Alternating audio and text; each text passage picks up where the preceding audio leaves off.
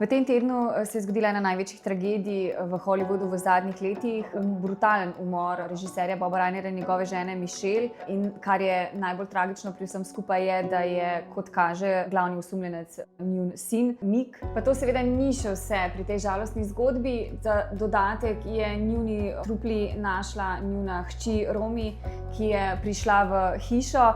Skratka, Nick Reiner, znani odvisnik, za katerega je družina ves čas se trudila, da bi se otresel te odvisnosti, je zdaj v priporu, glavni osumljenec. Obdukcija je pokazala, da sta umrla zaradi vbodnih ran. Skratka, izjemno brutalen umor, ki je seveda sprožil številne odzive v zvezdniških krogih, od njegovih najboljših prijateljev do tistih, ki so z njim sodelovali. Namreč Bob Ryner je bil režiser kultnih filmov, med katerimi je tudi, ko je Harry srečal Sally.